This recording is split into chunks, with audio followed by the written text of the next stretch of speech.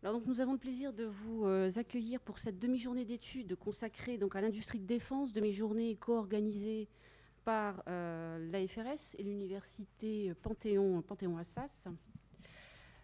Alors, afin d'approcher les thèmes qui seront traités au cours donc, des deux tables rondes, l'objectif de mon intervention introductive est en fait d'adopter un angle d'approche centré sur les enjeux européens qui seront ensuite mis en perspective, questionnés, comparés au regard de l'analyse d'autres zones géographiques, notamment dans le cadre de la première table ronde. Alors en effet, le Conseil européen de Bruxelles de décembre 2013 devrait s'ouvrir en période de turbulence. Alors à son agenda, les questions défense, structurées autour de 3 briques. Donc augmenter l'efficacité et la visibilité et l'impact de la PSDC, renforcer le développement des capacités en matière de défense et surtout renforcer l'industrie européenne de la défense. Alors sur ce dernier point, le fameux cluster 3, le Conseil européen de décembre 2013 peut représenter l'amorce d'une dynamique industrielle et d'innovation dans le domaine de la défense, dynamique portée, le cas échéant, dans sa mise en œuvre, autant par les États membres, les industriels fournisseurs des armées, que par l'Agence européenne de défense et la Commission européenne. Alors il est vrai qu'un certain nombre de facteurs s'imposent à l'ensemble des États européens, facteurs censés pousser à la coopération, facteurs d'ordre financier, pression budgétaire, facteurs d'ordre technologique liés au maintien des technologies critiques, des facteurs liés aussi à l'accès au marché grand export. Donc il ne s'agit pas ici de rééditer certains schémas passés, mais bien que cette dynamique s'inscrive dans le cadre de nouveaux modes de coopération plus efficaces et surtout plus flexibles. Là, en effet, au cours des 10 prochaines années, le contexte de rigueur budgétaire en Europe ne devrait pas créer les conditions d'une croissance de la demande. L'heure, comme vous avez pu le constater, est aux annulations de programmes, aux révisions des cibles d'acquisition, des cadences de production, des retards de notification. Donc aujourd'hui, ce qu'on constate, c'est la majorité des grands programmes sont entrés en phase de production et se poursuivent sous forte contrainte. Des travaux d'amélioration capacitaire sur des plateformes arrivées à maturité viennent soutenir un temps le plan de charge des bureaux d'études, avec le cas échéant le lancement de démonstrateurs comme solution d'attente, donc peu ou pas de perspective de lancement de programmes de nouvelle génération.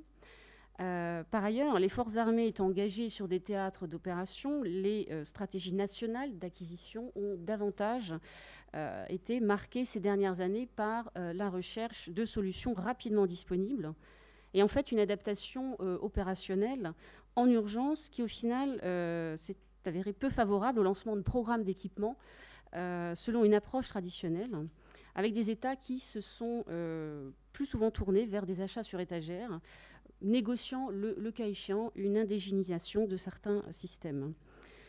Or, aujourd'hui, le coût de lancement d'une nouvelle génération d'équipements dépasse les capacités financières d'un État. Et les autorités gouvernementales en Europe l'ont clairement signalé à leurs fournisseurs domestiques. Pas de programme de nouvelle génération lancé en national. Les commandes export devront alimenter les chaînes de production, mais aussi participer à la pérennisation des activités de R&D. Alors pour rappel, les bénéfices théoriques attendus de la coopération sont le partage des coûts de R&D et notamment du développement, des coûts de développement, des économies d'échelle permettant un étalement des coûts fixes de développement et d'industrialisation sur un certain nombre, ou en tout cas un nombre d'unités produites plus importantes, mais aussi la mutualisation du soutien des équipements et un partage du coût des évolutions futures des systèmes. À l'export aussi, un effet d'image et de label d'un équipement promu par plusieurs États partenaires. Théoriquement, un projet en coopération peut aussi être susceptible de créer un environnement favorable à des alliances industrielles. Autre point et non des moindres, il est difficile pour un partenaire de se retirer unilatéralement d'une coopération, eu égard aux engagements négociés. En fait, le coût de sortie est donc plus élevé. On peut se poser la question, par exemple, si le programme ANL aurait survécu, si ce dernier avait été lancé en fait en national. Donc, l'expérience européenne a quand même montré qu'il y a des modes de coopération plus efficaces que d'autres, puisque les bénéfices attendus de la coopération ont souvent été fortement diminués par des contraintes liées au choix d'organisation des États partenaires, un manque d'harmonisation de solutions techniques avec pour corollaire une multiplication des versions d'un même équipement de base, d'où une complexité technique, des problèmes d'intégration, un allongement des délais de développement. Et afin de garder en national certaines compétences et savoir-faire, on duplique aussi les activités de développement, idem pour les activités liées à la production, sans oublier donc ce qu'on appelle les coûts de coordination liés aux structures de coopération mis en place en intergouvernemental et en interentreprise. Par ailleurs, la volonté, on l'a bien vu ces dernières années, des pouvoirs publics, voire de certaines entreprises, de préserver un éventail de compétences élargies, n'a pas toujours permis en fait, de stabiliser ces réseaux d'alliances et de coopération. Dès lors, il n'est pas rare, et sur certains segments c'est la règle, de voir se multiplier des projets de coopération dans un secteur et constater que ce même secteur demeure dispersé. Donc si des programmes comme l'A400M n'auraient pas pu voir le jour sans la coopération, ce programme, et comme d'autres programmes en coopération, initiés jusqu'ici, ont été marqués par un certain manque de performance. Enfin, nous ne sommes pas, en tout cas, dans un objectif d'efficacité maximale. L'enjeu, donc, pour les États européens, notamment les États producteurs et exportateurs, est en fait aujourd'hui de franchir une nouvelle étape en acceptant de sortir d'une logique de rétention en national de capacités industrielles et technologiques, pour tendre vers l'acceptation de dépendance mutuelle, hein, c'est-à-dire concrètement, parce qu'on parle beaucoup de dépendance mutuelle, mais concrètement, cela signifie l'acceptation par les États que les entreprises européennes spécialisent leurs activités menées sur leurs différents sites en Europe, afin d'éviter des duplications dans le domaine de la R&T, du développement et de la production. D'ailleurs, dans le secteur civil, la stabilité des alliances coopération est créée en fait par cette spécialisation progressive des entreprises partenaires. Donc une spécialisation qui crée de facto de la dépendance en intra-européen. Donc parler ainsi de spécialisation, de dépendance dans un domaine aussi sensible que la défense renvoie à la problématique majeure de la sécurité d'approvisionnement, véritable prérequis, en tout cas condition sine qua non, à remplir afin de permettre donc aux armées d'opérer, d'adapter et de maintenir de manière autonome leurs équipements tout au long de leur vie opérationnelle. Donc cela concerne autant les États LOI producteurs d'armement que l'ensemble des États membres de l'Union européenne. Et c'est là que le Conseil européen de décembre 2013 peut offrir un cadre en créant les conditions de cette sécurité d'approvisionnement, conditions politiques, juridiques, industrielles et technologiques, en incitant les États membres à dialoguer, faire preuve de transparence sur leurs caveats, c'est-à-dire sur les domaines non ouverts à la coopération, donc au final exclusivement financés en national, les domaines ouverts à la coopération intra-européen et les domaines susceptibles d'associer des États non européens. Le défi est ici en fait que l'Europe garde sur son territoire les capacités nécessaires à la maîtrise des technologies clés, critiques, en tout cas discriminantes pour la performance des équipements de défense, tout en permettant aux industriels d'améliorer leur compétitivité et surtout d'augmenter leur capacité en fait, d'exportation. Donc cela signifie ancrer les industriels sur le cœur technologique des systèmes, puisque maîtriser certaines briques technologiques clés représente un facteur différenciant, un avantage compétitif, en particulier dans des domaines techniques comme le traitement de l'information et du signal, les systèmes autonomes, la cyberdéfense, les technologies de protection, la guerre électronique, les nouveaux matériaux, l'énergie électrique, mais aussi toutes les capacités d'intégration plateforme charge utile. Donc une liste commune de domaines scientifiques et technologiques intéressant la défense et déclinée en thématiques de R&T permettrait donc de cibler les technologies critiques, qu'elles soient duales ou spécifiques défense, ainsi que les technologies émergentes ou de rupture sur lesquelles porter en priorité l'effort de financement. Alors les technologies duales bénéficient de synergies avec le civil, et donc peuvent mobiliser des ressources financières tant nationales que communautaires, type programme cadre. Des financements publics défense concentrés, donc au final sur les leaders technologiques, quelle que soit leur localisation en Europe ou leur taille, donc du grand groupe aux PME innovantes. Donc une concentration des financements, un rapport direct avec les tenants de l'innovation permettant en fait une insertion rapide des technologies dans les systèmes et une mise sur le marché de solutions techniques aussi rapides. Donc cet ancrage technologique place aussi plus favorablement les industriels à l'export en consolidant leur portefeuille technologique, leur avantage technologique. En effet, comme vous le savez, les clients export sont de plus en plus demandeurs de technologies, donc sous forme de sous-traitance locale ou de brevets à céder. Ça veut dire que savoir-faire de production et savoir-faire de conception, c'est donc l'ensemble des ressources et compétences des entreprises qui doivent désormais se prêter à l'internationalisation. D'autre part, cette allocation plus optimale des financements passe par une connaissance aussi fine de la base technologique et industrielle européenne, une connaissance qui permet de situer les compétences et savoir-faire critiques par spécialité, et ce, dans toute la chaîne de fournisseurs, du maître d'œuvre aux équipementiers en 1, 2, 3. Et pour les métiers en développement, où des besoins en formation, en recrutement sont manifestes, aussi une approche commune pourrait être également envisagée. Alors effectivement, à plus court terme aussi, les industriels du secteur, maîtres d'œuvre et équipementiers, devront clairement résoudre une équation difficile liée à l'adaptation des effectifs et au maintien du savoir-faire sur les métiers critiques.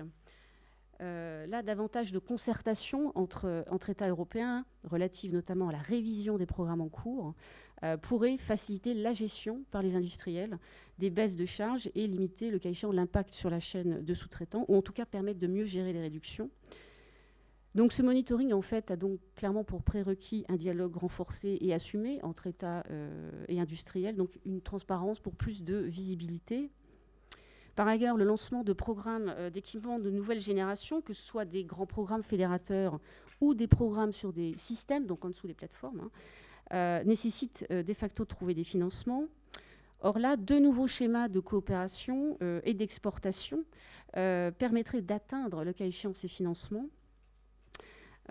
Sur des domaines capacitaires considérés prioritaires et sur la base de spécifications de quelques États membres producteurs, il s'agirait de cibler et d'associer dès la phase amont de potentiels États acheteurs, qu'ils soient européens ou non européens, selon la capacité financière des États ciblés et en prenant en compte leurs attentes aussi dans le domaine de la participation industrielle.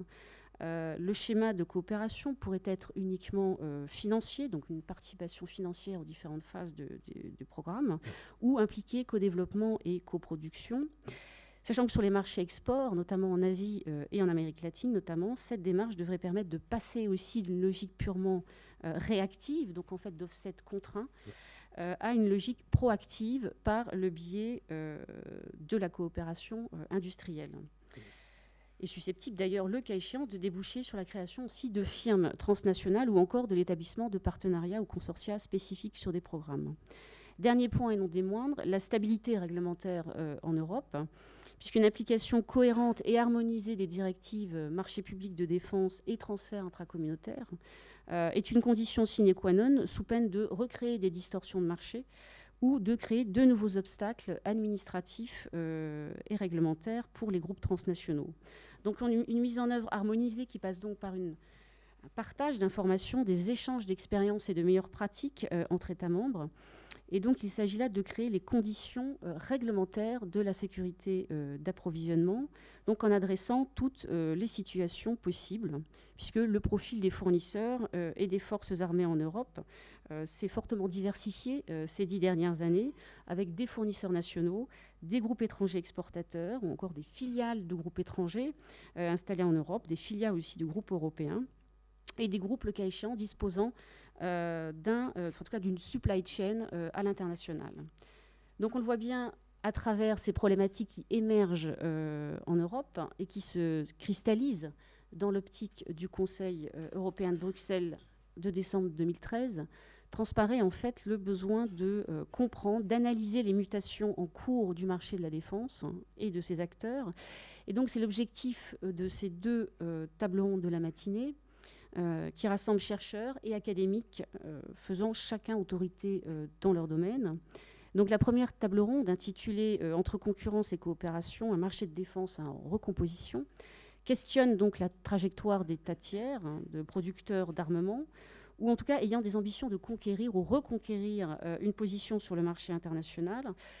Donc d'un point de vue européen, sommes-nous dans une logique de concurrence ou de partenariat, ou les deux?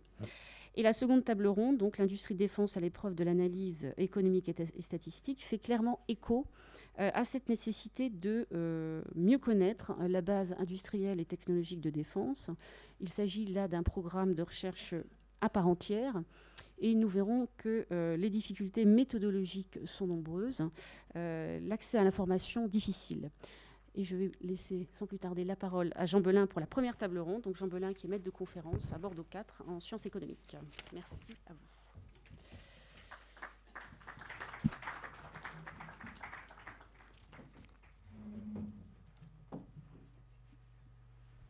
Bonjour. Je vous remercie Hélène pour son introduction. Donc en effet, dans le cadre de cette première table ronde, nous aurons l'opportunité de mettre en lumière les mutations en cours dans le domaine de la défense. 4 éclairages portant sur la Russie, la Chine, le Brésil et la Pologne devraient nous offrir de nouvelles clés de lecture. Les intervenants nous présenteront à la fois le profil, les trajectoires de ces industries sur le marché domestique mais également à l'international, les ambitions gouvernementales, les coopérations défense et armement. Nous aurons le plaisir d'entendre Isabelle Facon, maître de recherche à la FRS, qui est spécialiste des politiques de sécurité et de défense russes et qui a écrit de nombreux articles sur le sujet. Elle nous présentera une communication intitulée « Atouts et contraintes de l'industrie de défense russe sur le marché mondial de l'armement ». Ensuite, Valérie Niquet, maître de recherche à la Fondation pour la recherche stratégique et responsable du pôle Asie, nous présentera une communication sur les limites de l'industrie de défense de la République populaire de Chine. Le professeur Eduardo Siqueira Brick de l'Université fédérale de Fluminense travaille depuis 10 ans au sein de cette université et développe des activités de recherche relatives aux questions stratégiques de défense et à l'économie de l'armement.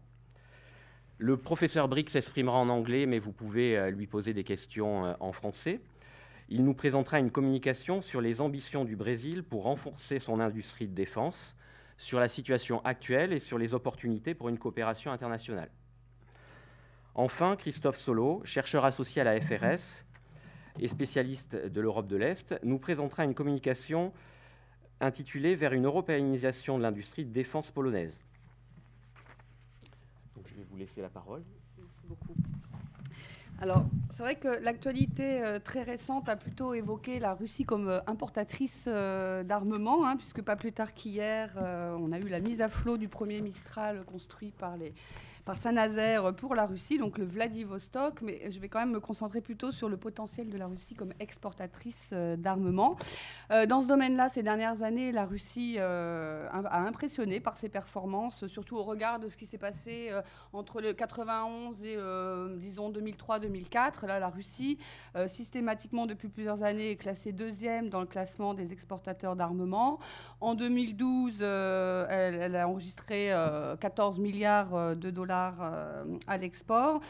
Et selon les experts du CAST, qui est un des centres les plus efficaces, on va dire, sur ces questions-là, le portefeuille de commandes pour les prochaines années se situerait à 46 milliards de dollars. Alors, il y a d'autres évaluations qui sont moins optimistes, enfin, en tout cas moins conséquentes, mais qui évoquent quand même des évaluations autour de 30 à 35 milliards de dollars, donc plutôt enviables, et en tout cas, de quoi garantir une stabilité des bons résultats à l'export, au moins sur le court terme. Autre élément notable concernant les performances de la Russie sur le secteur de l'armement international, c'est vrai que ces dernières années, elle a su diversifier ses marchés, compenser le déclin ou la perte de certains marchés pour des raisons politiques ou plus ou moins conjoncturelles, avec une politique d'offset qui s'est beaucoup structurée ces derniers temps, ce qui a, à mon avis, porté ses assez bons résultats sur le marché mondial. Les principaux clients qui restent actuellement l'Inde, le Vietnam, l'Algérie. En ce moment, le Venezuela est en pointe parce qu'il y a les contrats de 2009 à honorer. Et puis, des questionnements aussi sur est-ce que la Chine ne va pas redevenir un client majeur de l'industrie d'armement russe, puisque bon, il y avait eu un tassement et on pourra y revenir dans la discussion éventuellement. Aujourd'hui, on parle de vente de Su-35, des sous-marins. Je ne sais pas si ça va se matérialiser, mais on a le sentiment que la Russie, justement parce qu'elle a aussi des pertes de marché à compenser, pourrait, moyennement des arrangements avec le partenaire chinois et des conditions, je pense aussi, peut-être renouer une relation qui s'était un petit peu tassée. Valérie nous dira peut-être quelque chose là-dessus. Alors, je dirais aussi que ces derniers temps, elle a bénéficié, je dirais, d'une sorte d'avantage comparatif en termes politiques, auprès en tout cas de certains marchés, du fait de la ligne gouvernementale de Poutine, disons de résistance aux pressions occidentales sur les choix d'exportation. C'est vrai que la Russie, à part quelques cas qui sont quand même très spécifiques, n'a pas cédé aux pressions des Occidentaux concernant des exportations. Une illustration récente en est la Syrie. C'est seulement une illustration partielle dans le sens où elle a quand même suspendu la réalisation de certains des contrats qu'elle avait signés avant le début de la crise en Syrie. Mais quand même, la Russie fait figure de fournisseur stable, fiable, qui ne résiste aux pressions de la communauté internationale sur ses choix à l'export. Donc voilà, ça, c'est l'image qui est plutôt positive, avec un contexte qui est a priori plutôt favorable au maintien de cette position. Vous savez que le gouvernement russe a décidé de débloquer des fonds très substantiels au profit de l'industrie d'armement, avec un programme d'armement 2011-2020. Bon, a priori, un nouveau est en train d'être défini, mais ce programme 2011-2020 prévoit une dépense de plus de 600 milliards d'euros pour l'acquisition de nouveaux armements pour l'armée russe. Donc c'est une dépense qui vise avant tout à servir les besoins de la défense nationale, mais en théorie, c'est quand même aussi un investissement dans l'industrie d'armement qui doit aider à consolider les positions à l'export. En outre, la volonté politique est là. Ça, c'est tout à fait clair. L'industrie d'armement est identifiée par Vladimir Poutine comme une locomotive de la modernisation de l'économie russe, comme un des serviteurs aussi de l'économie de l'innovation que la Russie veut développer. Ça recoupe aussi pour lui, pour le président Poutine, des enjeux vus comme essentiels en termes d'image internationale. Pour lui, l'industrie d'armement, c'est la vitrine technologique de la Russie, la vitrine de la Russie comme puissance technologique, à tort ou à raison, en tout cas c'est la perception qu'il en a, qui contrebalance l'image de la Russie comme économie de rente qui n'exporte que des matières premières. Donc il y tient très fortement et du coup, c'est vrai que derrière, beaucoup de processus financiers, des incitations suivent qui devraient maintenir un contexte plutôt favorable.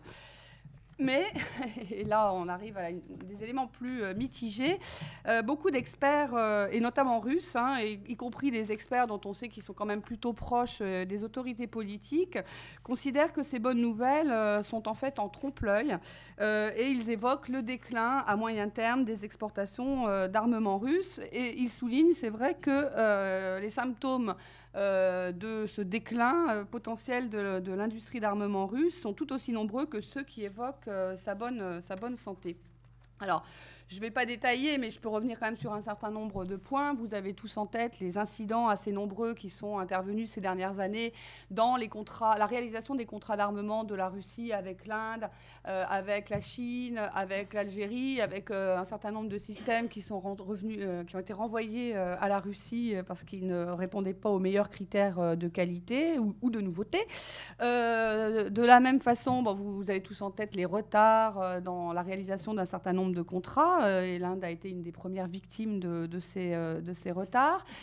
Une tendance qui est assez nouvelle, mais on voit que la Chine, progressivement, commence à empiéter sur certains marchés traditionnels de la Russie en Afrique et en Asie.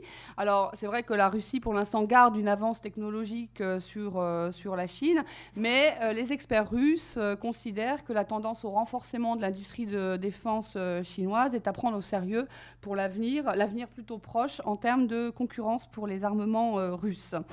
Ensuite, autre symptôme, depuis qu'il y a de l'argent en fait pour l'industrie d'armement, de l'argent national pour l'industrie d'armement, je dis ça parce que pendant longtemps finalement ce qui a sauvé l'industrie de défense russe, ça a été plutôt les commandes à l'export.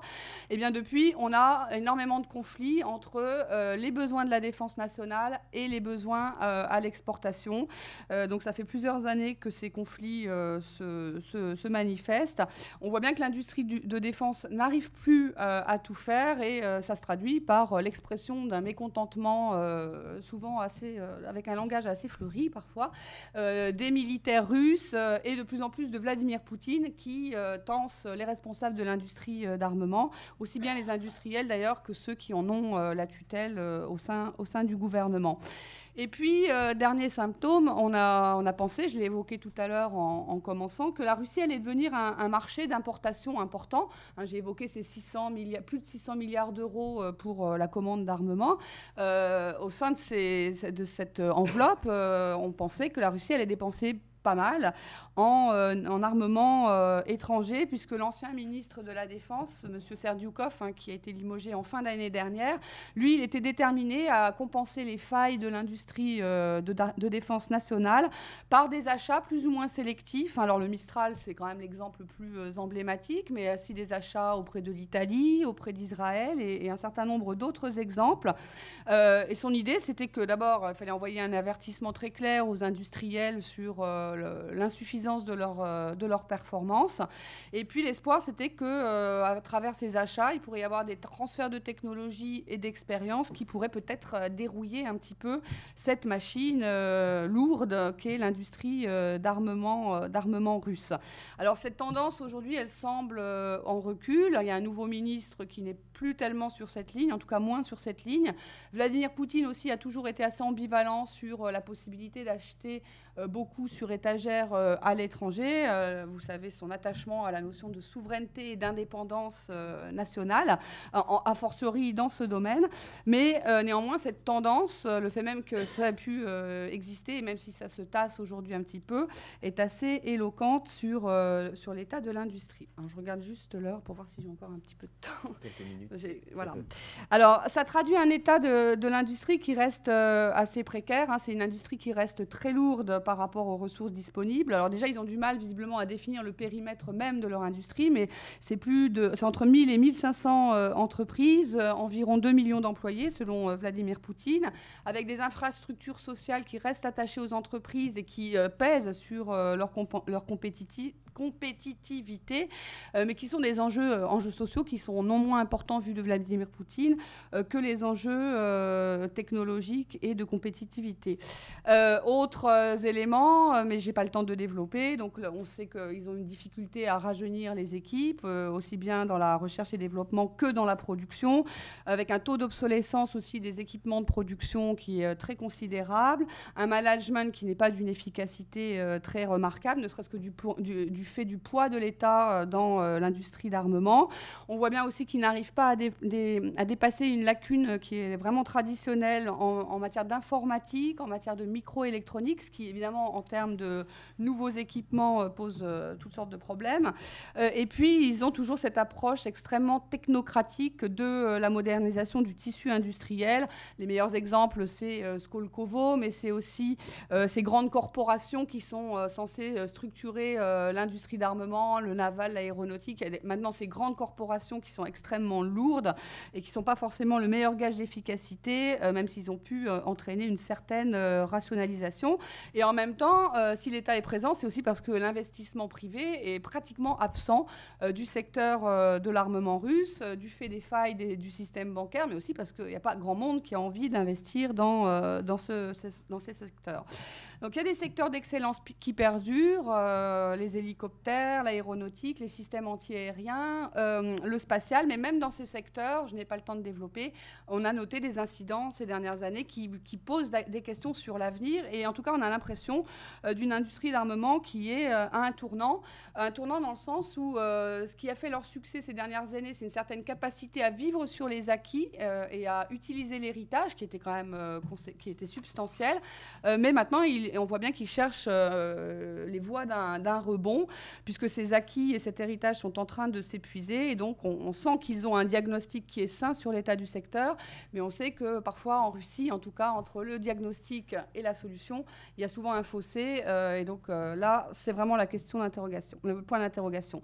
Pour terminer, puisqu'on est quand même sur le marché international, qu'est-ce qu'il en est pour les Russes de l'internationalisation? Comment s'inscrivent dans tout ça les coopérations internationales, dans le sens où d'une source, en fait, une coopération internationale comme possible source d'amélioration des performances, de saut qualitatif, de progrès en matière d'innovation et d'avancées sur le plan technologique.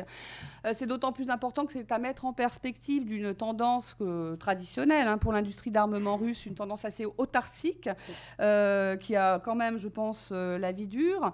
Alors la forme la plus basique d'internationalisation, c'est-à-dire les achats, comme je viens de le dire, la tendance a plutôt l'air de se stabiliser, et en tout cas il n'y aura pas de très nombreux achats d'envergure comme on a pu l'espérer il y a quelques mois.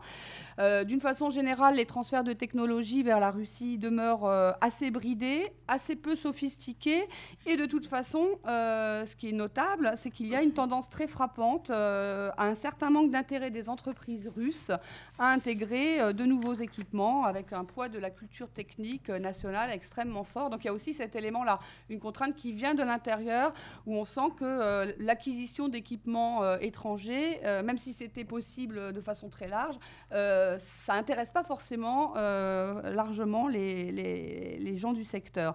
Ensuite, la forme choisie pour restructurer le secteur de l'armement, à savoir ces grandes corporations que j'ai évoquées tout à l'heure, n'ont pas été un élément très encourageant pour les coopérations avec les entreprises occidentales.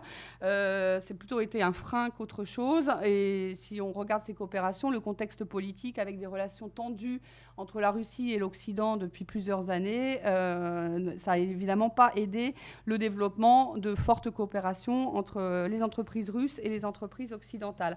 Et ce que je remarque, pour terminer, c'est que les Russes misent de plus en plus sur les coopérations avec l'Inde, voire avec d'autres partenaires asiatiques qui y trouvent leur intérêt. Alors évidemment, les coopérations avec des puissances occidentales comme la France ou l'Italie, l'Autriche aussi, ou Israël sont régulièrement évoquées. Mais dans l'absolu et dans la vision des Russes, les coopérations avec les partenaires non occidentaux présenteraient l'avantage de demeurer plutôt autonomes en matière d'armement, en tout cas plus autonomes qu'à travers des coopérations avec les Occidentaux, en tout cas dans ce domaine de l'armement. Et comme j'ai dit, la Russie met cette autonomie en avant, comme argument de vente sur les marchés mondiaux.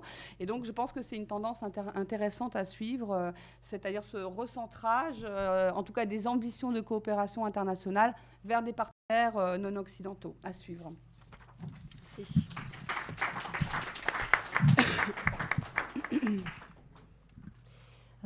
Merci. Donc effectivement, je reparlerai des relations brièvement. On n'a pas énormément de temps entre la Russie et la Chine à la fin de mon exposé. Et en ce qui concerne l'industrie d'armement en Chine, on est sur une ligne qui est proche de celle qu'on a vu se développer en Russie, avec des problématiques qui sont un peu semblables, mais des niveaux évidemment très différents. Et en tout cas très très loin de de la situation qui existe en Europe, comme l'a montré Hélène Masson dans son introduction, en termes d'investissement notamment et de priorité à accorder au développement de cette stratégie d'armement. Mais tout d'abord, très brièvement en introduction, je voudrais rappeler le contexte stratégique et idéologique particulier qui est très important dans le cas de la Chine, dans lequel cette priorité a été mise sur le développement de l'industrie de défense par la République populaire de Chine et qui explique pour une large part l'importance accordée donc à cette industrie par Pékin et une problématique qui est totalement dominée par celle qui nous paraît peut-être un peu bizarre parfois, mais par celle d'un sentiment d'urgence en ce qui concerne la défense de la sécurité nationale de la Chine et plus exactement de l'État parti qui gouverne à Pékin. Idéologiquement, donc sous une apparence de très grande autorité et de stabilité du régime, on a un système qui est relativement isolé et surtout fragilisé par des inégalités croissantes et des inégalités qui tendent à s'accroître en dépit des succès rencontrés, qui renforcent le sentiment d'inquiétude de la direction chinoise. Et pour répondre à cette fragilité, le régime a mis en place un discours très focalisé sur le nationalisme et la thématique de la renaissance du rêve chinois. C'était le terme qui revenait constamment dans la bouche du nouveau président chinois. Il faut que la Chine puisse affirmer son rêve de retour à la puissance. Et un rêve qui passe en particulier par des revendications plus affirmées dans l'espace maritime, notamment en mer de Chine méridionale, en mer de Chine orientale, face au Japon et aux voisins d'Asie du Sud-Est. Il résulte de ce paysage des tensions croissantes avec les voisins de Pékin et la mise en œuvre en retour aux États-Unis, même si on voit qu'il y a des interrogations sur cette stratégie, de cette fameuse stratégie de rééquilibrage ou de pivot en direction de l'Asie. Une stratégie qui est perçue à Pékin comme directement nuisible à ses intérêts et facteur d'instabilité stratégique en Asie-Pacifique. Et donc, loin d'une vision du monde relativement apaisée, le régime chinois se conçoit dans un système profondément conflictuel qui impose à la République populaire de Chine d'accorder une importance croissante au renforcement de ses capacités militaires et de son industrie de défense. Pendant longtemps, on a eu la priorité accordée au développement économique. C'est encore évidemment un socle essentiel pour la puissance future de la Chine. Mais aujourd'hui, on voit très bien, quand on analyse les textes publiés en Chine et les livres blancs, que désormais, le développement économique est mis à égalité avec le renforcement des capacités militaires en termes de priorité d'investissement, notamment, et de la manière de disposer des ressources. Par ailleurs, c'est un autre élément important qui joue sur la perception de l'indépendance, de la nécessité, comme en Russie d'ailleurs, mais pour d'autres raisons, de la préservation de l'indépendance nationale. Je rappelle que la Chine reste soumise à embargo de la part de l'Union européenne et des États-Unis, embargo qui avait été mis en place sur les ventes d'armes après la répression de la place Tiananmen en 1989. Donc c'est dans ce contexte-là qu'il faut analyser le développement et voir comment se développe l'industrie de défense en Chine.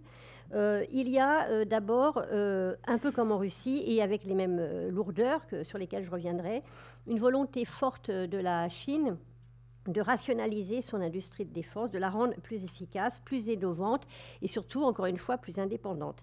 Et ceci au service des objectifs stratégiques qui sont définis par le Parti communiste au pouvoir, c'est-à-dire en premier, survie du régime, défense des intérêts cardinaux, donc autour de la souveraineté nationale, et en conséquence, acquisition d'une capacité de dissuasion ou d'interdiction dans l'espace immédiat du territoire chinois, notamment sur mer, et évidemment face aux États-Unis.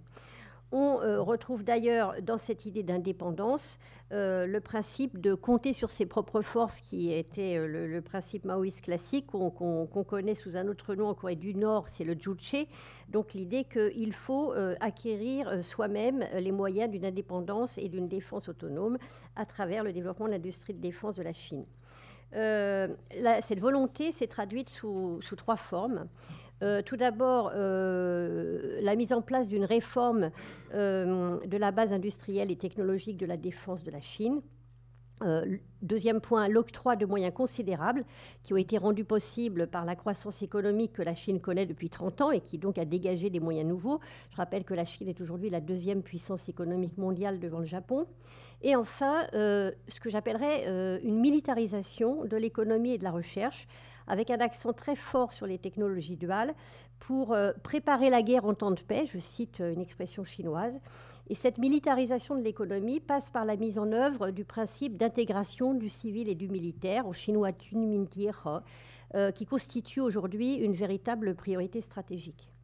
Alors en ce qui concerne la réforme de la base industrielle et technologique de défense de la Chine, il y a eu cette volonté de réforme est ancienne, elle date en fait du milieu des années 80, les premières réformes de l'APL, mais elle a connu des traductions différentes. Au début, l'objectif de Deng Xiaoping, donc le premier dirigeant réformateur chinois, c'était de mettre, comme je disais, d'abord le développement économique au premier plan, et vous vous souvenez que les capacités militaires étaient la quatrième modernisation parmi les modernisations nécessaires pour développer la Chine. Les industries de défense à l'époque étaient parentes pauvres des réformes et elles avaient mission de faire bénéficier, au contraire de ce qui se passe aujourd'hui, les industries civiles de leur avance technologique et développer leurs ressources en produisant des biens civils. Ce qui s'est fait d'une manière assez florissante tout au long des années 80-90. En 98, pour des raisons de recentrage sur le militaire, une première réforme a au contraire eu comme objectif de séparer à nouveau le civil du militaire. Et c'est à la suite de ces réformes de 98 qu'ont été créées, sur le modèle soviétique et surtout qui existait déjà en principe en Chine, ces 10 grandes corporations, entreprises d'État de la défense nationale en Chine, qui couvre l'ensemble des champs de l'industrie de défense, aviation, aérospatiale, nucléaire, électronique de défense, c'est arrivé un peu plus tard, et chantier naval. En 2007, il y a eu de nouvelles directives qui ont été publiées, censées ouvrir le capital des entreprises liées à la défense, d'ailleurs essentiellement dans le secteur des technologies duales et de la fabrication de composants, aux capitaux privés pour tenter de lever des fonds nouveaux. Mais ça a eu des conséquences extrêmement limitées et avec des contraintes qui demeurent très importantes, notamment en termes de transparence pour tout ce qui touche à la sécurité nationale. Un exemple tout de même de cette volonté d'ouvrir les capitaux au privé. En 2013, la CASIC, donc la China Aerospatial Space and Industry Corporation, a mis en place un fonds d'investissement de 150 millions de dollars avec une société d'assurance de Shenzhen et le bureau des sciences et technologies de la municipalité de Pékin pour financer des entreprises dans le secteur des technologies duales qui l'intéressaient directement. Deuxième élément au niveau institutionnel, dans le cadre de cette réforme des industries de défense, on a vu émerger une classification extrêmement complexe des entreprises d'État, semi-étatiques, partiellement étatiques, à participation étatique, chacune ayant des droits et des devoirs différents, notamment en termes d'ouverture aux capitaux privés. Mais le point le plus important derrière cette nébuleuse extrêmement confuse, qui regroupe plusieurs centaines d'entreprises et de centres de recherche et développement, il faut garder à l'esprit que le principe premier, c'est celui du contrôle de l'État partie sur l'industrie de défense, un État partie qui fournit les fonds, définit les priorités et impulse la recherche. Par ailleurs, les grandes entreprises sont elles-mêmes des avatars d'entités bien plus anciennes qui, pour la majorité d'entre elles, remontent aux années 50, lorsque la République populaire de Chine mettait en place sa première base industrielle de défense nationale. Et enfin, autre héritage qui reflète les immobilismes du système, on voit que l'implantation géographique des unités de production recoupe toujours la géographie de la troisième ligne de front dans un arc de cercle qui va du nord-ouest au sud-ouest de la Chine, de Xi'an en passant par le Luoyang au Sichuan, une ligne de front qui avait été définie par Mao alors que la République populaire de Chine se trouvait sous la double menace de l'URSS et des États-Unis. Donc après la réforme, deuxième élément, ce sont les moyens qui sont consacrés à l'industrie de défense et qui sont considérables, même si là encore les statistiques sont limitées, et des moyens qui sont soutenus à la fois par un budget de la défense en croissance constante qui atteint en 2013 117 milliards de dollars. La Chine a le deuxième budget de la défense dans le monde derrière les États-Unis, même si c'est évidemment très loin. Une industrie de défense qui reste financée essentiellement par l'État avec des liens particuliers établis avec les grandes banques d'État contrôlées par l'État partie, évidemment. Les revenus des grandes entreprises qui ont augmenté, selon certaines analyses, de plus de 20% par an depuis 2000, les entreprises de la défense. Les exportations d'armement qui constituent aujourd'hui une priorité, même si elles restent encore marginales dans les ressources accordées à l'industrie de défense en Chine. Enfin, ce fameux processus d'intégration civile et militaire qui contribue à apporter des capitaux à l'industrie de défense, même si c'est encore dans des mesures relativement limitées. Ce qui nous amène au troisième point, qui est la militarisation de l'économie, qui correspond d'ailleurs au vieux principe maoïste encore de l'APL qui doit vivre comme un poisson dans l'eau dans la population. cette militarisation de la société civile au service des besoins de l'industrie de défense qui touche les entreprises, mais aussi les instituts de recherche, les universités, les chercheurs, dont les projets sont mobilisés au service des besoins de la défense nationale et de l'industrie de défense. Cette synergie est fortement encouragée par l'État partie et possède un autre avantage, qui est la mise en place de coopérations fructueuses avec les entreprises et centres de recherche étrangers, qui offrent un accès facilité aux technologies de pointe au travers de la mise en place de joint ventures, de programmes de recherche conjoints ou tout simplement de l'espionnage industriel facilité par ces accords. Cet effort de développement a eu, depuis le début des années 2000, des résultats significatifs qui servent le prestige de la puissance chinoise. Je ne développe pas, on n'a pas le temps. Le porte-avions, l'avion J-10, le programme spatial à la frontière du militaire ou du civil. Toutefois, derrière ces programmes de prestige qui sont censés démontrer la capacité d'innovation aux couleurs de la Chine, demeurent des lacunes importantes. Les limites sont de plusieurs ordres. Tout d'abord, un peu comme en Russie, au niveau organisationnel, derrière l'effort de rationalisation et de réforme de l'industrie de défense, on a toujours une absence de transparence et de système légal et un rôle toujours aussi important des réseaux d'influence. Découle de ces éléments une corruption extrêmement importante qui nuit à la rationalité de l'appareil. Et autre élément qui est lié au précédent, on constate un phénomène de prébande ou de chasse gardée qui nuise aussi à la communication entre les différentes entités et entraîne des phénomènes importants de redondance. Autre limite, une capacité d'innovation indépendante qui demeure limitée et on le voit qui dépend encore très fortement de l'accès aux technologies étrangères, soit acquises d'une manière légale ou moins légale. Je ne développe pas là non plus. Et enfin, un élément très important qui détermine l'ensemble. Tout dépend évidemment pour l'avenir de l'industrie de défense en Chine de la poursuite d'une croissance économique très forte. On voit qu'elle a ralenti ces 2 dernières années, que le régime est confronté à un certain nombre de défis dont il n'est pas certain qu'il arrive à les surmonter. Et évidemment, ça pèsera sur l'industrie de défense, l'avenir de l'industrie de défense en Chine. Un mot pour conclure sur les exportations. La Chine, en 2013, a gagné le rang de 5e, fait partie désormais donc, des 5 premières puissances exportatrices d'armement, même si elle reste très très loin derrière les États-Unis et la Russie. Et elle apparaît de plus en plus, les Russes s'en inquiètent, comme un concurrent sérieux sur certains systèmes d'armes. Un concurrent sérieux donc, pour éventuellement les entreprises occidentales, mais donc effectivement pour la Russie. Et c'est d'ailleurs, Isabelle l'a mentionné, une des premières raisons de la réduction des exportations d'armement de la Russie vers la Chine et des négociations très difficiles qui ont lieu aujourd'hui depuis les années 2000. La Chine, de son côté, a l'intention, elle l'a déclaré, de renforcer son effort en matière d'exportation d'armement, au-delà des petites armes et des armes légères, où elle occupe une position dominante en Afrique, au Moyen-Orient, dans certains pays d'Asie du Sud-Est ou en Amérique latine. Par ailleurs, au-delà de l'intérêt économique qui est très présent, les exportations servent évidemment les intérêts stratégiques de la Chine dans certaines zones, notamment en Asie du Sud-Est. Je pense à l'Indonésie, la Malaisie ou la Birmanie, où ça sert à la Chine à contrer cette stratégie du pivot américain, cette stratégie d'influence dans la région. L'autre exemple, évidemment, c'est le Pakistan, dans le contexte d'une rivalité qui est le premier importateur d'exportation d'armes chinoises, à plus de 50%, et qui est dans le contexte de la rivalité qui reste d'actualité avec l'Inde.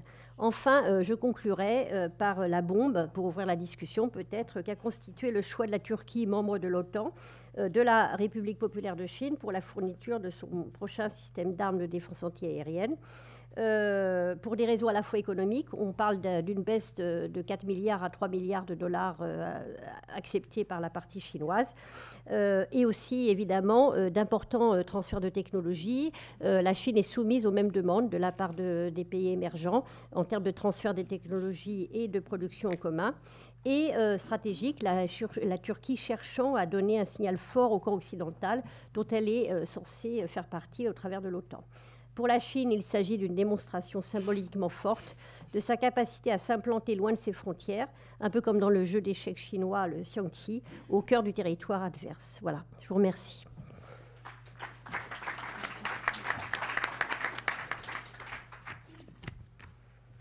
Bonjour à tous. Je voudrais tout d'abord remercier la Fondation pour la Recherche Stratégique Dr. Hélène Masson, pour l'invitation à participer de cet événement. Merci beaucoup, Hélène. Malheureusement, je n'ai pas parlé en français parce que le temps est très court pour faire la présentation et je ne parle pas couramment la langue.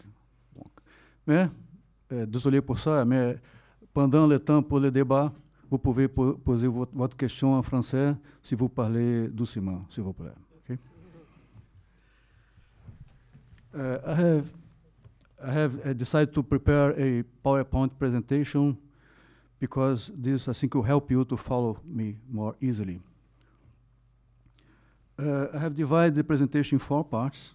First one, I'll talk about the concept that I have been using to study this subject. It's the concept of logistic defense base. Defense logistics is practically everything related to provisioning of any resource to the armed force, okay, and sustaining of the armed force in any operation that they have to do.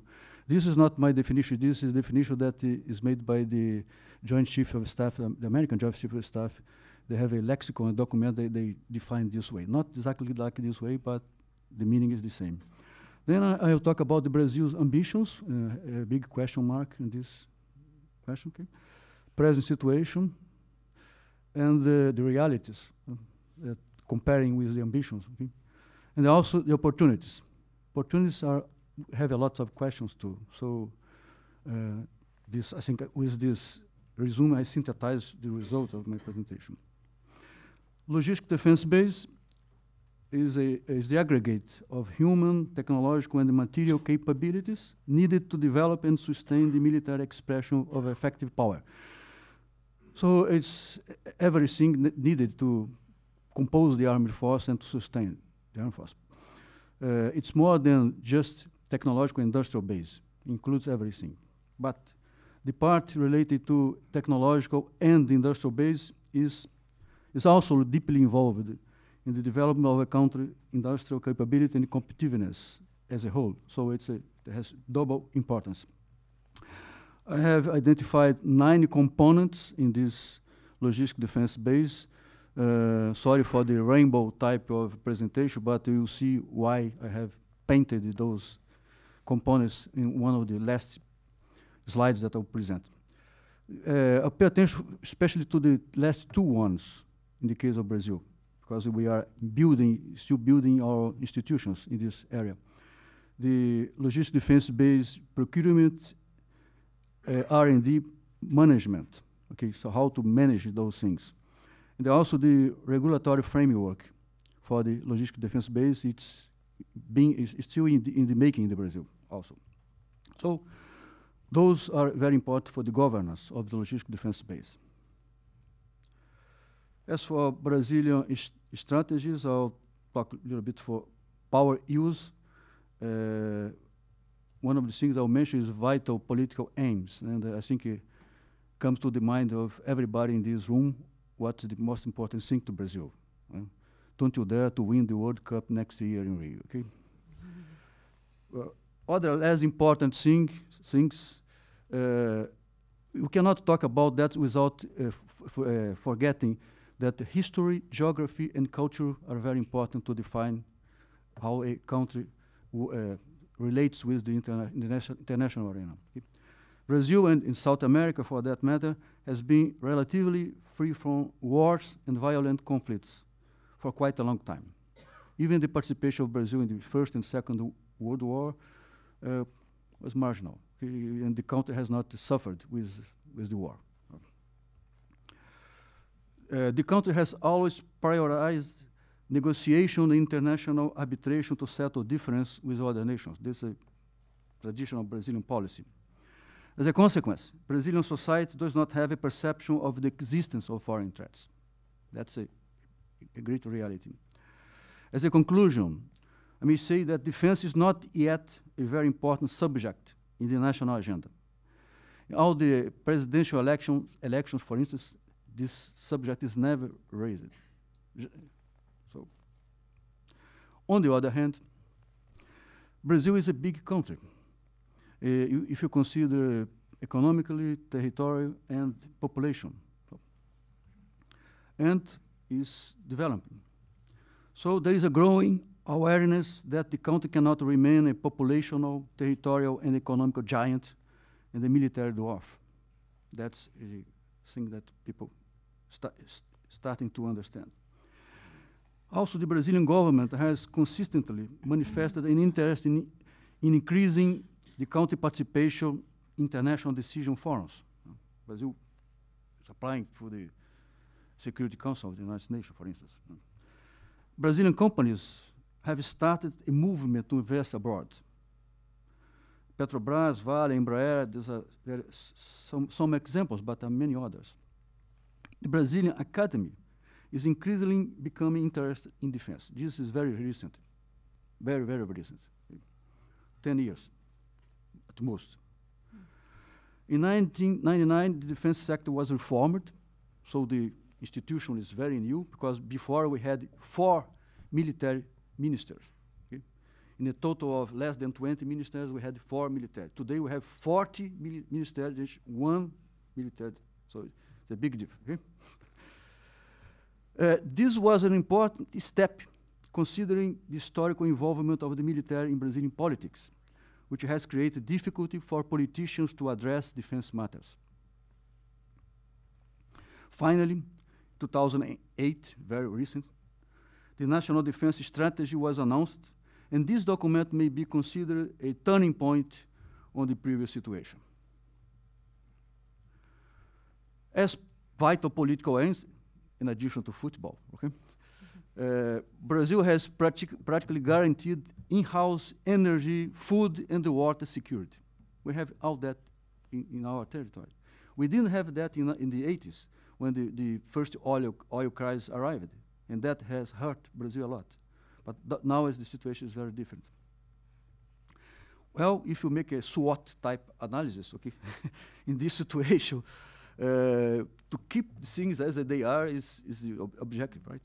So total sovereignty over its jurisdictional territory and the economic exploitation areas, like the Blue Amazon, can be considered a priority. And this is highly consensual. Okay. The creation and maintenance of a peace and prosperity zone in its geopolitical space, South America and South Atlantic environment, is also very important. So Brazilian strategy is clearly based on deterrence, with participation of and total cooperation with its neighbors. There is no, the defense posture of Brazil is with UNASUR, okay, together with UNASUR. So we don't have threats. So if I can paint the Brazil use of soft and hard power, I guess only for sovereignty aims, we think in using hard power. For any other things, the approach is soft power. So as for the defense logistic base, the National Defense Strategy, 2008, defines one of the 3 axes of the strategies organized. It's restructuring of the defense industry to assure that the needs of the armed force will be covered by technology under total Brazilian domain. So I must say that this is a synthesis of a policy that is very consensual too. So that's what will happen. In the last 10 years, from 2002 to today, more than 10 documents, political documents, okay, defining objectives and strategies for the defense industry and technology. I have summarized them in few ideas. Supply of defense products with the full Brazilian technology domain and long-term independence from foreign suppliers. This is more difficult, but this is a goal. Right? Competitiveness of the industry, because export is essential, and also because of efficiency, costs for acquisition. Creation of employment income. South America defense industry integration. That's a goal. Many of the documents, the latest document has appeared. You see the latest document. And also sustainment of the defense industry. So those are general goals. So it's fair to say that we live in a transitional situation leading to greater concern and investment in defense.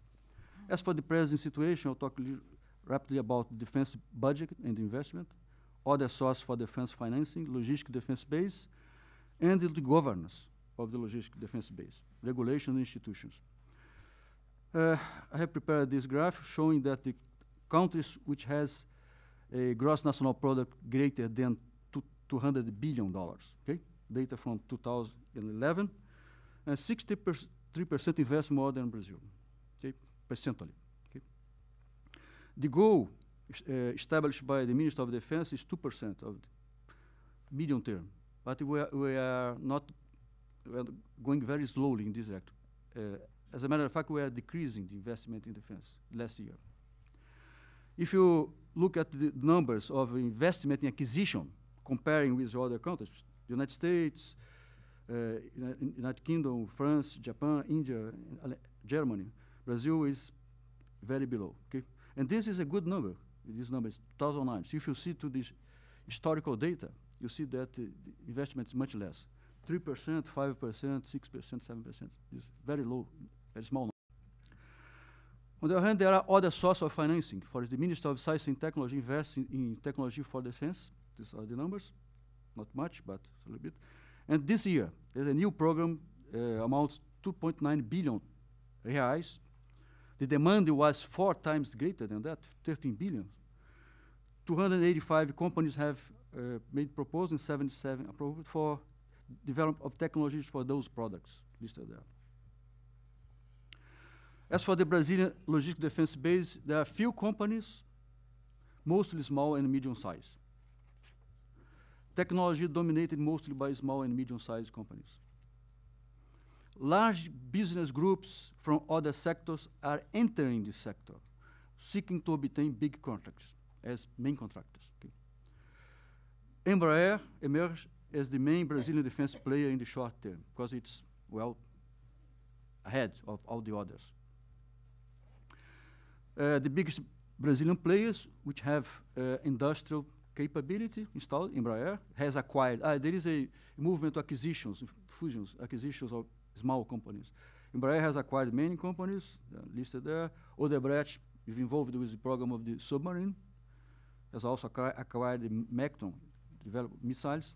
Synergy is another one. There are others that don't still have a capability, industrial capability, but they want to enter the market. There are biggest foreign players. EADS has acquired also many companies, Elbit, Thales, and DCNS. Yeah. As for the governance of the logistic defense base, the Brazilian constitution is very liberal in this respect. Okay? It gives equal rights to any company established in Brazil, regardless of the capital, origin. With a few exceptions. When there is an exception in the area of the media, in the transportation, air transportation, but defense was not one of these areas.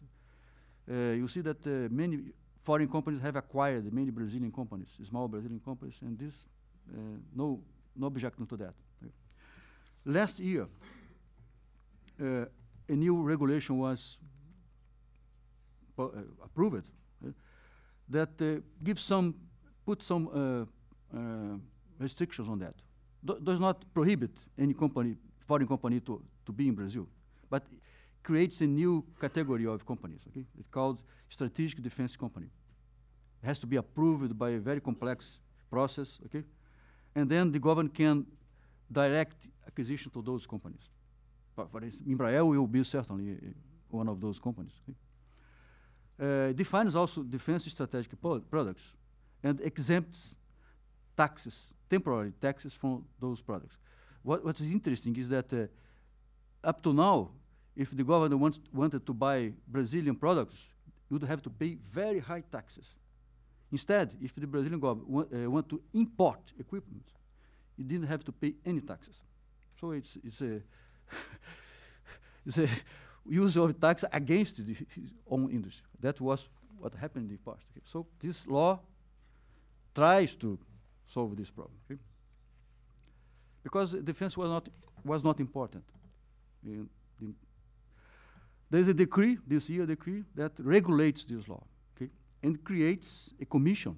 I'll show you the composition of this commission to help the Minister of Defense to define what is a company that is strategic. Establish rules for defense procurement, tax exemptions, classification of a company as strategic, and the financing of strategic companies too. Well, this picture shows the institutional situation of the defense industry in Brazil, or the logistic defense base in Brazil. That's why I have painted the components of the logistic defense base with the colors, so that you could understand the complexity of the situation. At the top level, at the top you see 5 ministers involved, more or less involved with defense industry. 3 of them are very much involved: the defense, industry, and the science and technology. We have a Minister of Science and Technology Innovation. All those 3 have authority and responsibilities related to the logistic defense base. Okay. Worse than that, inside the Ministry of Defense, the 3 armed forces are very independent. They have their logistic defense base. The Air Force has their more or less function like that. Okay. So there are many actors involved. It's completely different from the situation in France, for instance, or in other countries, okay? South Africa, or India, or China, or Russia, etc. So I think this will change. At least I'm proposing that. But I don't know if it will change. But the situation nowadays is this one. This is the commission that was created this year, right, for that decree. You see that there are 5 ministers involved: defense, industry and commerce, economy, science, technology, innovation, and budget and planning. And the armed force, the 3 armed forces are included in this commission too, more or less at the same level as the minister. So as if the elimination of the ministers of the 3 armed forces had not happened with the Minister of Defense. They continue to work as more or less independently. Opportunities. For opportunities, we have to, that will depend as much in the Brazilian situation as in the situation of other countries. Right? So I have listed here things that may or may not happen. Right? Decreasing defense budgets. This will put incentives to do some things, right, instead of others. Cost escalation, the famous Augustine Law, no? The 1 aircraft in Air Force in a couple of years. Will this continue? In what rate? This, again, will put stress on the, and we have to work differently. Defense industry globalization. Will this happen? In what conditions will this happen? Regional defense industry champions, European defense industry champions, or national champions. We could think in broader defense regional or strategic partnerships, defense industry. I don't know. Relaxation or increase of dual-use product export controls. Security of supply. We in Brazil suffer a lot with that. So there is it's very difficult for our companies to use components, imported components. Willingness to establish real strategic cooperation. So those are some questions that I don't have answer, but are important questions. As for opportunities in Brazil, well, the Brazilian industry is heavily dependent on imported parts. Okay, so is the defense industry. So the sport of complex components used in defense products is a great opportunity. It's now, it continues to be in the future. Restriction on the sport of sensitive I think it's the great problem that must be solved. So you must have security in our supply chain. Right. Investment in industrial facilities, it's open. The law does not forbid that. Any company can establish in Brazil. For local production and or for local design and R&D. That would be very important. Interaction with the university and the science and technology institutes could be advanced too. That would be an opportunity. I think it would be an opportunity. Combine development with market sharing for the products developed. That's another opportunity. Offsets based on real technology transfer and or opening of national or international markets to Brazilian defense products. Okay. As a conclusion, I would say that strategic and reliable partnerships with technology, investments, and market sharing, and the insertion of the Brazilian logistic defense base in the international logistic defense base seems to be the key for success in the medium and long runs for both Brazil and its partners. That's what I think.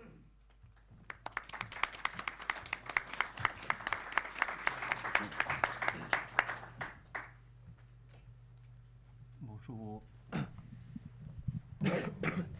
Bonjour, merci beaucoup pour cette invitation, Hélène. Et, la Pologne est devenue depuis peu un marché très intéressant pour les industriels européens, occidentaux, et pas seulement à cause des modernisations, les grands programmes de modernisation des forces armées polonaises, mais également parce que la Pologne est devenue, grâce à son industrie de défense, un vrai partenaire ou un partenaire avec un vrai potentiel. Mais pour comprendre un peu cette transformation de l'industrie polonaise, il faut tout de même rappeler un peu d'historique, comment cette industrie a évolué. Il faut comprendre que sa structure a été établie jusqu'en 1989, au début des années, au milieu des années 50 jusqu'à fin des années 1980. Elle fonctionnait selon les conditions macroéconomiques, politiques et militaires complètement différentes, et avec un rôle dominant de l'Union soviétique. Ce point est très important parce que ça montre en fait l'ampleur de la tâche qu'il a fallu accomplir après 1989. Donc, durant l'existence du pacte de Varsovie, et le système a été celui qui était présent et imposé, supposait que seulement l'URSS était capable de produire un produit final dans le domaine de l'équipement et de l'armement, et que les autres pays du pacte ne pouvaient produire que des composants et de certains systèmes, uniquement de certains systèmes d'armes. Bien sûr, au fur et à mesure du renforcement des industries nationales et puis de l'évolution idéologique de Moscou, certains pays ont essayé de resserrer un peu les taux, et notamment la Pologne qui a commencé à muscler son industrie de défense déjà au milieu des années 60, avec notamment, par exemple, la fabrication, la construction, l'élaboration de son propre avion d'entraînement TS Iskra, qui d'ailleurs a été utilisé jusqu'au début des années 90. Alors donc jusqu'à fin de 89, donc l'industrie polonaise de défense livrait principalement sur le marché national, mais également à l'export, mais uniquement à vrai dire les trois systèmes, trois équipements. C'était des tanks, c'était des systèmes de communication et puis c'était les munitions. Et étant donné que les transferts de technologies étaient limités au pacte de Varsovie, très rapidement, il y a un gap technologique qui s'est créé. et, entre les produits de l'industrie polonaise et ceux proposés par les pays occidentaux. Donc, rappelons tout de même la grandeur de l'industrie polonaise. Donc, à la fin des années 80, il y avait 250 000 personnes qui travaillaient dans ce secteur.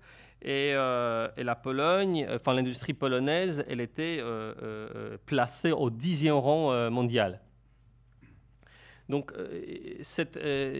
après le changement de régime, la restructuration, elle a commencé très tard. La Pologne était en fait le dernier pays à entamer la restructuration de son industrie, parce qu'elle a commencé seulement en 1999. Son principal d'ailleurs objectif visait à favoriser la spécialisation des entreprises du secteur de défense. Ce point est très important parce qu'en fait on le retrouve aujourd'hui avec les propositions que les Polonais font dans le cadre de débats sur la base industrielle européenne. L'une des propositions est justement la spécialisation régionale. Donc on voit ces vieux un peu réflexes qui ressurgissent aujourd'hui. Donc en 2002, le gouvernement adoptait la nouvelle stratégie de transformation structurelle de l'industrie de défense pour les années 2002-2005, qui visait une transformation complète de la base industrielle en Pologne. Et l'objectif était la création de 2 groupes qui subsistent encore aujourd'hui. Bumar, qui se concentrait sur l'armement terrestre, et l'ARP, Agence de développement industriel, qui était spécialisée dans l'aéronautique et électronique. Donc le gouvernement a choisi les membres de ces groupes sur la base de leur capacité à fabriquer ce type d'équipements militaires qui ont été identifiés comme prioritaires pour les forces armées polonaises. Donc plusieurs autres sociétés ont été incluses sur la base de leur potentiel d'exportation et leur capacité à participer au futur programme de compensation. C'est pareil, c'est un point aussi très important. La Pologne fait partie de ce pays qui accorde une grande importance à l'offset. Il faut savoir que jusqu'à début 2011, la Pologne a conclu les 16 accords de compensation avec les entreprises étrangères d'une valeur totale de 8 milliards de dollars. Donc en fait, ça montre en fait l'importance de l'offset pour la Pologne et puis peut-être certaines rigidités, disons, des responsables polonais face au débat sur l'article 346,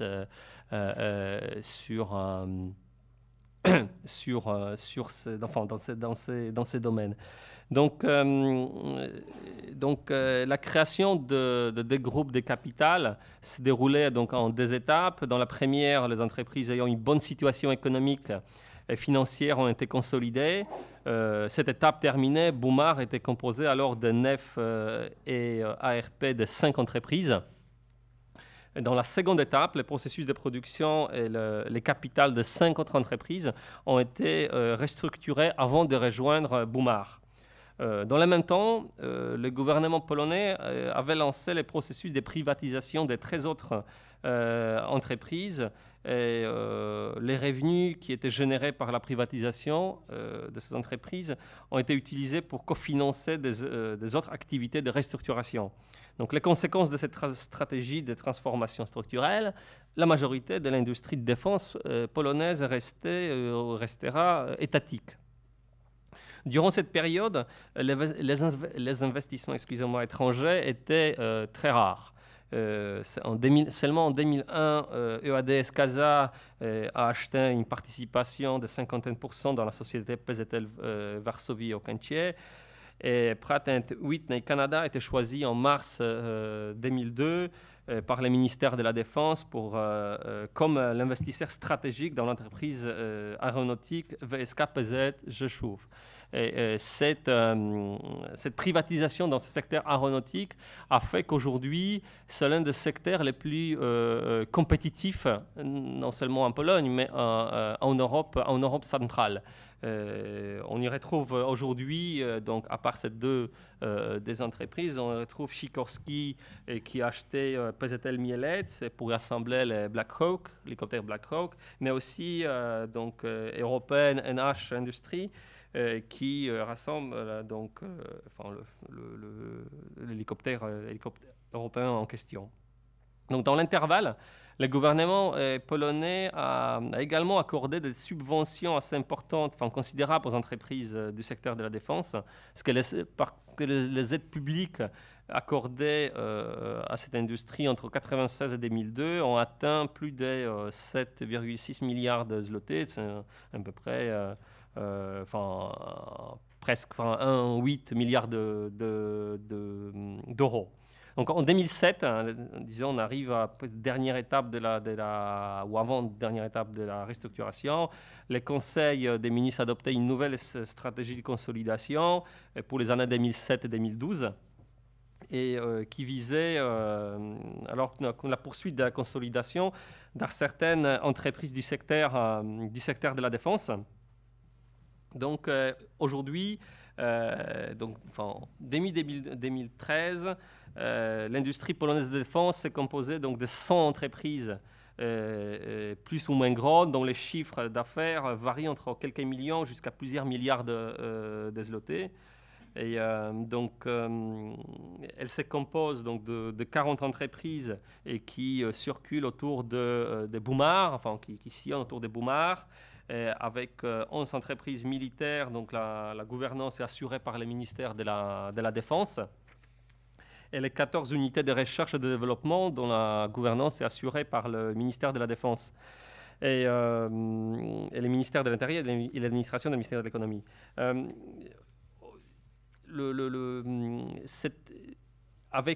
mai 2013, Boumar annonce la création, sa transformation en holding polonais de défense avec une volonté donc, de devenir le principal groupe de défense en Pologne qui chapeaute un peu toutes les entreprises polonaises. Mais étant donné ces conditions économiques plutôt chaotiques, disons comme ça, et le gouvernement a pris la décision d'achever donc cette politique, ou cette étape de restructuration par la création d'ici mi-2014 du groupe polonais de défense. Donc, ça sera une entreprise, un groupe qui va réunir toutes les entreprises polonaises de défense les plus compétitives. Donc, pour soutenir cette industrie de défense, en décembre 2012, le président polonais signe les programmes de modernisation des forces armées, donc les plus ambitieux depuis 20 dernières années, car le valeur de ce nouveau matériel qui va être acheté, va dépasser 43 milliards d'euros sur 10 ans.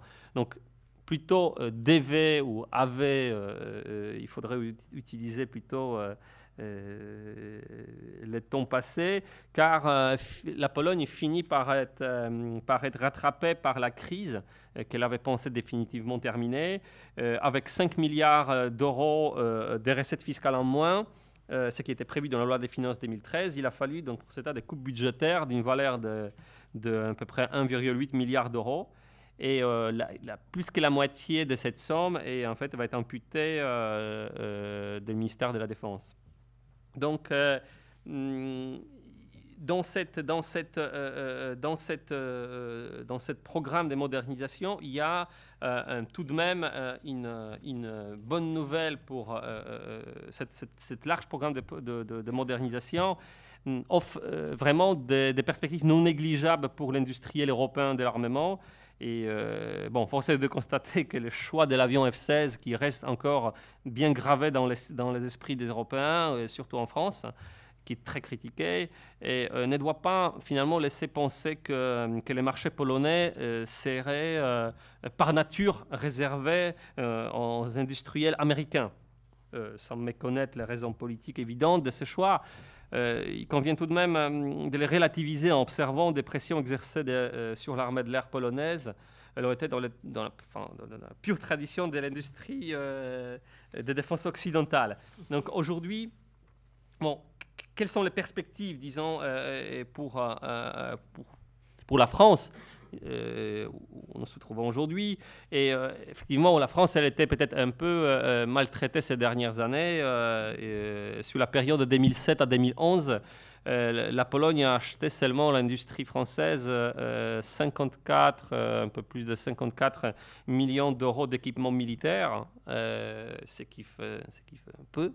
Mais il ne faut pas perdre l'espoir.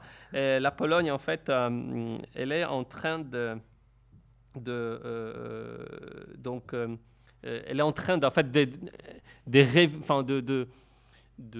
changer de raisonnement, en fait, de bien comprendre finalement que sans les capacités européennes, la défense de l'Europe, la défense ou les capacités de défense européennes pourront être compromises. Donc, elle met vraiment l'accent sur la collaboration industrielle et européenne.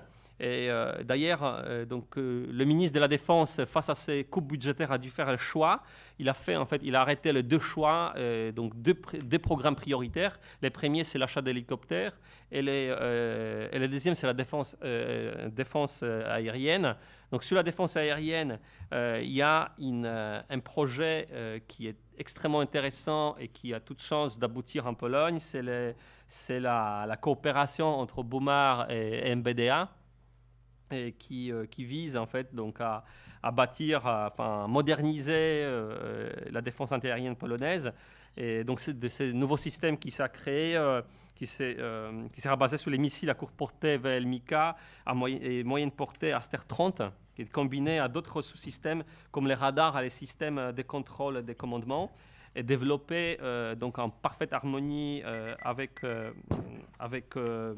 l'Institut des télécommunications basé à Varsovie et par Radvar, qui est l'une des entreprises les plus performantes dans ces domaines, qui fait partie des groupes Bumar. Et en fait, juste pour une minute, ces coopérations ont été par le passé très fructueuses. Je rappelle qu'il y a le programme qui concernait les postes des radios 4G qui était développé entre Thales et Radmor, est fabriquée désormais en Pologne, ou encore la technologie EFF qui a fait l'objet de très belles coopérations entre Thales et Radvar. Vous avez aujourd'hui aussi une coopération qui est très intéressante entre Bumar et les firmes Roxel sur les moteurs fusée Phoenix. Donc il y a vraiment une perspective qui est tout à fait intéressante, sachant que la Pologne a, malgré son accent qui est misé sur l'offset,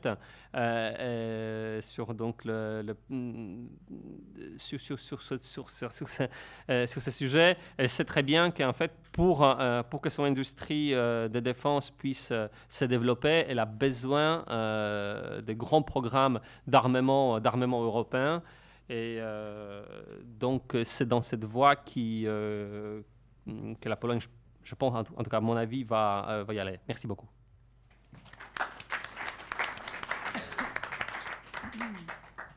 Alors, je remercie les 4 intervenants.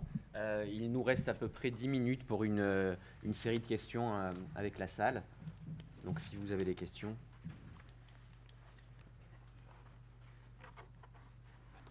Patrick ? Oui, c'est bon. C'est bon. Allô ? Oui, on devrait vous entendre. Voilà. D'accord. Pierre-Marie Sampère, je suis responsable du comité Amérique latine de l'ANAGIHEDN. J'ai une question en fait sur la position française. Vous évoquiez, Madame Papon, que la Russie se positionnait en partie en Amérique latine. C'est un marché qui a disons estimé à peu près 50 milliards de dollars. La Russie l'a bien compris et en marge de ce qu'elle produit comme activité de ses entreprises vers l'Amérique latine, c'est relayé par une activité politique. Il y a beaucoup de choses qui sont mises en place d'un point de vue politique et à très haut niveau. Je pense au Premier ministre Medvedev qui était encore cette année. Et j'ai l'impression qu'en France, ça manque un peu. J'aimerais avoir... Les industriels ont bien compris qu'il y avait un énorme potentiel en Amérique latine. Et ma question, c'est quel est votre regard en fait sur ce que produit le politique en Amérique latine? Je parle surtout pour le professeur. Que peut produire le politique français en Amérique latine pour un petit peu l'activité des industriels là-bas? Voilà. Oui. Well, I'll try to answer in English because it's easy. As I said, there are many opportunities in Brazil, and Brazil probably, if the objective of integration of the industry in Latin America really occurs, okay, Brazil certainly will be a base where many companies, foreign companies, can be established to work with this market. Okay, there are doubts about the participation of French or any other companies in Brazil, for instance. That will depend on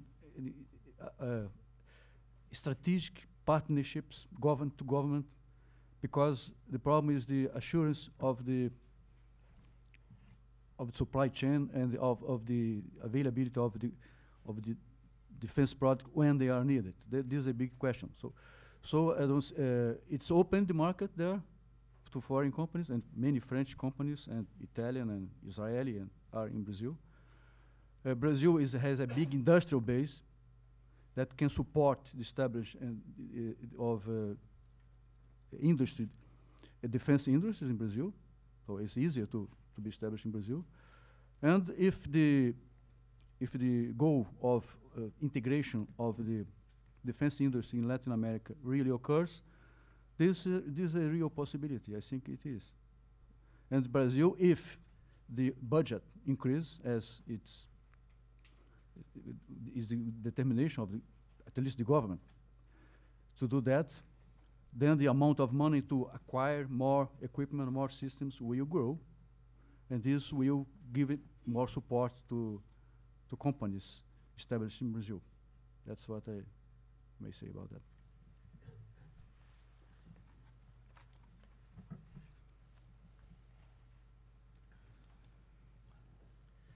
Oui, une question pour Madame Niquet, Olivier Martin, MBDA. Je voudrais revenir sur l'affaire turque.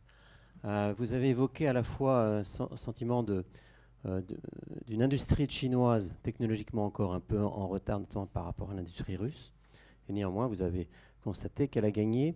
Vous avez évoqué des éléments. Il semblerait que, en tout cas au dire du client turc, la performance technique du système chinois apparaît supérieure non seulement aux occidentales, mais largement supérieure à celle de la Russie, puisque la Russie a été techniquement éliminée, alors que le système chinois est un système qui est, paraît-il, dérivé, les Russes s'en plaignent, dérivé de système russe. Qu'est-ce que vous avez comme vision de la réalité, parce que ça c'est ce qu'on dit, de la réalité du niveau technologique chinois dans un système aussi complexe qu'un système d'air défense?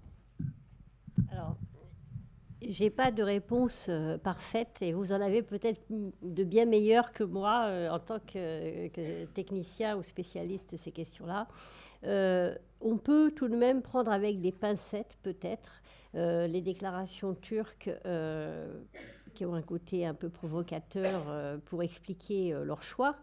Par ailleurs, je ne sais pas comment ça va évoluer, mais il me semble avoir entendu dire qu'il y avait des pressions quand même très très fortes exercées aujourd'hui sur les Turcs pour les amener à réfléchir un peu plus profondément à cette décision.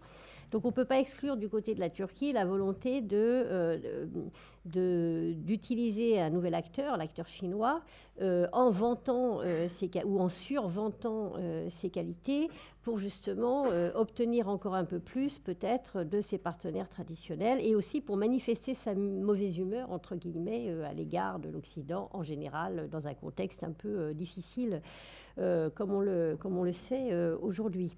L'autre problème des systèmes chinois, c'est que, en dehors de, il y a eu, je n'ai pas mentionné non plus, mais l'article triomphaliste publié dans le Global Times indiquant que les missiles légers chinois portables avaient remporté une victoire, ce qui fera d'ailleurs plaisir aux Russes, en Syrie, dans la main des rebelles syriens qui ont descendu 2 hélicoptères de l'armée syrienne, sont pas véritablement testés. Donc, on s'interroge aussi sur leur véritable... enfin, testés, mais je veux dire, on s'interroge sur leur qualité à long terme, on connaît tous les problèmes qui sont liés à l'industrie chinoise de défense. Donc moi, je prendrai avec une très grande prudence ces déclarations turques. Ceci dit, la Chine, on le voit aujourd'hui, a les moyens de conquérir de nouveaux marchés. Alors la Turquie, c'est une chose, mais il y a aussi tous les marchés émergents. Il y a notamment ces marchés avec des transferts de technologie aussi, d'ailleurs, avec l'Indonésie pour les missiles anti-navires, des projets peut-être avec la Malaisie, l'Argentine à travers la vente éventuellement d'avions. Donc la Chine joue un rôle. Les missiles sont un des points forts pour des raisons stratégiques internes d'abord, et puis ensuite à l'exportation de l'industrie d'armement chinoise. Et en plus de ça, la volonté de la Chine de marquer le coup à la fois d'emporter un marché économiquement, mais aussi de marquer le coup au niveau stratégique, montrer qu'elle est présente, qu'elle est capable d'aller sur de nouveaux marchés dans le backyard, entre guillemets, des Occidentaux, avec des conditions financières qui sont extrêmement généreuses, d'autant plus généreuses qu'elles sont très largement financées par l'État chinois qui subventionne en fait ces exportations. Donc voilà les réponses que je pourrais apporter, qui sont évidemment limitées. Bon, moi, ce que j'avais compris de cette histoire-là, c'était que la proposition russe reposait sur le S-400. Or, c'était beaucoup plus cher. Je crois qu'un des problèmes dans la possible relation de concurrence Chine-Russie, c'est qu'aujourd'hui, l'avantage coût que la Russie a longtemps eu, cet avantage, il est en train de s'émousser. Donc le S-400, n'en parlons pas. Ensuite, on sait qu'il n'est pas totalement au point, en fait, puisque le missile pose visiblement encore des problèmes. Et enfin, on sait qu'il est prioritaire du point de vue des besoins de l'armée nationale russe, notamment dans leur nouveau système de défense aérospatiale, et que donc la réalisation du contrat aurait été probablement problématique, en tout cas en termes de calendrier, ça aurait pris du temps, et qu'en face, il y aurait eu la concurrence du ministère de la Défense russe face aux clients turcs. Donc je crois que la proposition russe, pour toutes ces raisons, était effectivement relativement peu attrayante d'un point de vue turc. Juste en complément. Oui, nous avons le temps pour une dernière question, je pense. Oui, François Stoft, conseiller général de l'armement. Alors en fait, bon, c'est mon 3e colloque de la semaine et c'est de loin le plus intéressant, puisque bon, avant-hier, un colloque un peu du même style, sur les industries d'armement, j'avais déploré le monolithisme et que dans ce colloque, on n'a pas encore parlé des USA, donc on parle de beaucoup plus de pays. Alors moi, ce qui m'a frappé, alors je rejoins un peu la remarque précédente, concernant les exposés sur la Russie et sur la Chine. Je crois que c'est des exposés typiques d'économie, c'est-à-dire que c'est toujours très condescendant. C'est-à-dire grosso modo, la Russie et la Chine, c'est un petit peu le tiers-monde. Quand j'entends des économistes parler de la Russie et de la Chine, c'est toujours très condescendant, alors que j'ai jamais entendu un ingénieur ou un scientifique parler avec mépris de la Russie et de la Chine, et en particulier. Moins bien. Non mais surtout, mais en particulier, en particulier le manque de réflexion technologique. Et d'ailleurs, ça rejoint la remarque précédente. Par ailleurs, là, alors d'ailleurs, je précise que le Conseil général de l'armement, donc le président, c'est le ministre de la Défense, mais le vice-président, c'est Jean-Paul Herthemans. Et d'ailleurs, il y a une vidéo de Jean-Paul Herthemans de 9 minutes. Qui est d'une interview de Jean-Paul Herthemans qui remonte à 2-3 ans, où pendant 9 minutes, les 3 mots-clés, c'était BRICS, technologie duale et offset. Alors le mot offset, c'est un mot d'ailleurs très important qui a été traité avant-hier. Alors, concernant le BRICS, moi j'ai une question à poser, à la fois une question à poser à notre interlocuteur brésilien et également à l'interlocuteur polonais. Est-ce que, parce qu'on parle beaucoup du BRICS, donc vu de l'extérieur, on en parle comme si c'était un peu une organisation. Est-ce qu'il y a des réflexions communes au sein du BRICS sur ces questions d'armement? Et par ailleurs, la Pologne. Alors la Pologne fait partie à la fois de l'Union européenne, fait partie plus ou moins de l'OTAN, Et est-ce que, par rapport aux BRICS, comment est-ce que la Pologne se situe par rapport aux BRICS? Est-ce qu'elles sont plus proches de l'Union européenne, du BRICS, etc. Well, BRIC is an abstraction, right? It's a my name is Brick too, so.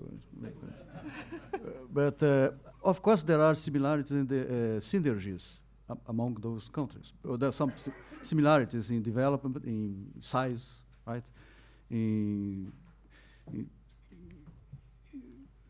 Those are similarities, but those are very different countries. Right? They're very different. There are, in some aspects, very good relation, for instance, of Brazil with China. Brazil has a joint project for satellites with China, for instance. Okay? With India, there is the idea of the IBAS, India, Brazilian, South Africa. Some initiatives in this area. For instance, Brazil has a joint development of a air-to-air missile with South Africa. It's a very successful one. Okay? Not much with India yet, particular things. With Russia, nothing at all until now.